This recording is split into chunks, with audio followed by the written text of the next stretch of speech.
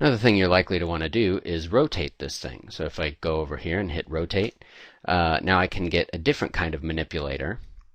This is the rotate manipulator, and now it's a little little trackball, virtual trackball, and you have those same axes, and so you keep your eye on the view compass down here. You'll see Z, that would be going around Z, that would be going around X, so red goes around X, green goes around Y, and so you have X, Y, and Z, so I can rotate it around Z. That's a likely rotation I'd do on the spiral staircase.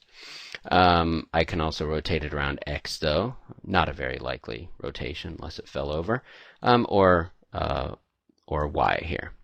All right, so and then you can just undo if you don't like any of those. Now you can also rotate it in multiple axes at once. If you click anywhere not on one of the little constrained lines, you can just get a free rotation. You rotate in all those directions all at once. All right, and then you can also have there's also a circle encompassing everything. If you click on that circle, and it'll turn yellow, indicating that that's the thing you're currently picking. If you click on that circle, you're rotating around in screen space, so around whatever imaginary axis that my eyes are making with respect to this thing. So as I look down through it, now I'm rotating it around that line that my eyes are making, looking at this thing. And I can also come in and scale it. So I move over to the Select and Scale tab, and you can see it's called Select and Uniform Scale. And you notice that Scale has a little black triangle there, which is called a flyout. So it has a couple of different modes as well. We'll talk about those in just one second, because actually one of these has kind of become redundant, but we'll talk about the other one in a sec. Let's talk about basic scale here first.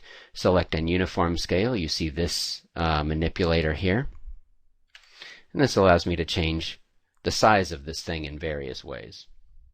And similar to the other transform types, it turns yellow wherever you're in whatever operation you're about to do on it. So as I mouse over different parts of this little manipulator or this little gizmo, various things turn yellow. The most basic way to use scale is if you click on the very middle of it, and that's going to scale the entire thing up or down uniformly in every single direction. So grow, shrink, right? Now, if I click on various components of that manipulator, I can scale it in different ways. So you see, just like the others, you have Y, X, Z. So if I scale in Z, it's going to grow it in just one direction. And same with X and Y. So you can non-uniform scale those, meaning you're proportionally scaling them in one direction or another. And then you can also, again, similar to the move transform tool, you can scale in 2 dimensions at once. So whenever you click on one of these regions just outside the uniform scale, just outside all 3 axes, you can constrain it to 2. So now I'm going to scale it in Z and X all at once. A handy one for this one might be to scale it in X and Y all at once, but not Z. So it's going to kind of thicken it out, but not make it any taller. Now, if you go to the flyout and enable some of these other things, you see there's a select and uniform scale. There's also a select and non-uniform scale, which is in 3D Studio a long time ago. You used to have to pick that because there was no manipulator like this.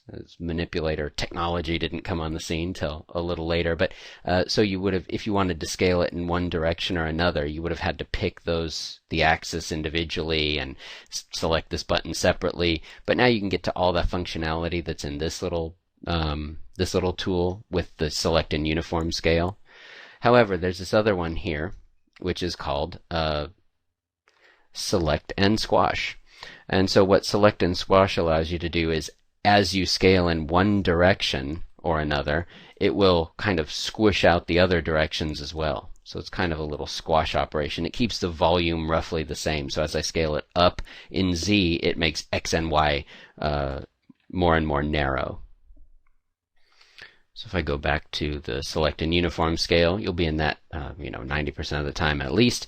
Come over to here, and these 3 tools are so common for you to use that they're mapped to hotkeys already. The hotkeys for them are W for the transform, select and move, for the move transform, E for rotate, and R for scale. So W, E, and R. And so from now on, I'll just switch between those modes with W, E, and R.